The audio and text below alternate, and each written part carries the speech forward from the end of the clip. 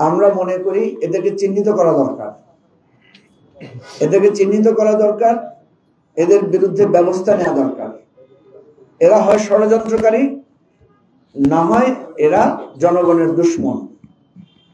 আমি শুধু একটা কথা আজকে বলি আপনাদেরকে, আমরা যখন গ্রামে গঞ্জে যাই, আমরা যখন সাধারণ মানুষের সাথে মিশি, তখন আমরা লোকদেরকে জিজ্ঞেস করি যে ভাই আপনারা কি ট্যাক্স দেন? তো বেশিরভাগ লোক বলে যে না, আমরা তো ট্যাক্স দেই না। অল্প 10-15 জন হাত তোলে। তো বাকিদেরকে যখন জিজ্ঞেস করা হয় আপনি কি ট্যাক্স দেন না, বলছেন না, আমি কোত্থেকে দিব ভাই, গরিব মানুষ। কি করেন আপনি? রিক্সা চালাই। আপনার কি মোবাইল ফোন আছে? বলছেন হ্যাঁ আছে তো, একটা গরিব ধরিব একটা আছে। তো মোবাইলে কথা বলেন না? হ্যাঁ বলি তো। আপনি কি জানেন প্রতি 1 টাকায় আপনি যে কথা বলেন সেখান থেকে সরকার পরোক্ষভাবে একটা ট্যাক্স নিয়ে যায়? সে জানে না এটা ভালো করে।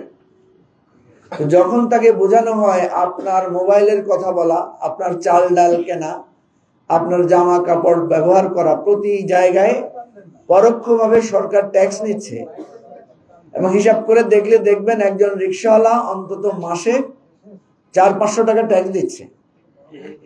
তো বছরে হিসাব করলে কত? কারো 2000, কারো 3000, কারো 5000 টাকা পর্যন্ত ট্যাক্স পড়ে, পরোক্ষ ট্যাক্স। তাহলে দেখেন, একটা রিকশাওয়ালা পর্যন্ত 3000 টাকা ট্যাক্স দেয়, একটা ভিক্ষুক পর্যন্ত ট্যাক্স দিচ্ছে। তাহলে এই তথ্যটা, এই জ্ঞানটা আমাদের সাধারণ মানুষের নাই। সাধারণ মানুষ যখন বুঝবে যে আমি বছরে 5000 টাকা সরকারকে দেই, আর এই লোকেরা, এই সরকারের লোকেরা আমাদের টাকাগুলো দিয়ে তারা মौज मस्ती করে, বিদেশে ঘুরে, বাইরে বিল্ডিং ফ্ল্যাট কিনে, ছেলে মেয়েদের নামে ফ্ল্যাট কিনে, তারপরে কুরবানির সময় লাখ টাকা দিয়ে ছাগল কিনে, দেখেছেন না আপনারা? একদিন অবশ্যই আমরা এই খেটে খাওয়া মানুষকে জাগ্রত করব এবং তাদেরকে বুঝাই দেব যে আপনাদের টাকাগুলো এখানে এখানে আছে। আমরা জানি এটা যদি করি তাহলে সমাজে বিশৃঙ্খলা দেখা দিবে। কিন্তু একটা দিন, আজকে যে ভিক্ষুক আপনার দরজায় টোকা দিচ্ছে, পরিস্থিতি যদি খারাপ হয়, এই 100টা ভিক্ষুক আপনাকে কলার ধরে গাড়ি থেকে নামায় দিয়ে গাড়িটা নিয়ে নেবে। এরকম বিশৃঙ্খলা সমাজে হবে। মানে এই দুর্নীতির, এই লুটপাটটা বন্ধ করেন প্লিজ। দেশটাকে আর ধ্বংস করেন না। দেশটাকে এমন জায়গায় নিয়ে যাচ্ছেন, এরপরে দেখবেন ভিক্ষুকের জন্য রাস্তায় ঘরে হাঁটা যাচ্ছে না, এবং সমাজে বিশৃঙ্খলা তৈরি হবে। এটা আমরা পদধ্বনি শুনতে পাচ্ছি। অতএব গরিব মানুষের উপরের এই জুলুম অবসান ঘটাতে হবে। আমরা যেই রাজনীতি শুরু করেছি সেটা হচ্ছে অধিকার সচেতনতার রাজনীতি। আমরা প্রত্যেকটা মানুষকে জানাবো যে তুমি রাষ্ট্রকে কি দিচ্ছ আর তুমি রাষ্ট্র থেকে কি পাচ্ছ।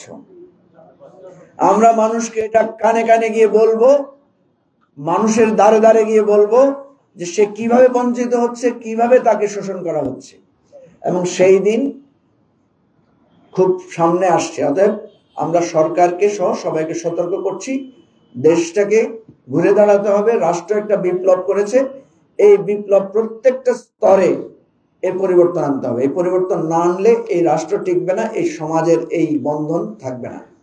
আমরা এই সতর্কতা বলছি এবং সরকারের কাছে দাবি জানাচ্ছি, আপনারা যেই আলাপ আলোচনা ছাড়া, জিজ্ঞেস করা ছাড়া এই ধরনের একটা নিপীড়নমূলক পদক্ষেপ নিয়েছেন, এটা অবিলম্বে প্রত্যাহার করেন, এটার জন্য সরি বলেন, এবং এই যে টাকাটা আমাদের রাজস্ব ঘাটতি পূরণের জন্য দরকার, দুর্নীতি বন্ধ করে রাষ্ট্রের অন্যান্য সোর্স থেকে আয় করে এটাকে মেকআপ করেন। সবাইকে ধন্যবাদ। আসসালামু আলাইকুম। প্রশ্ন?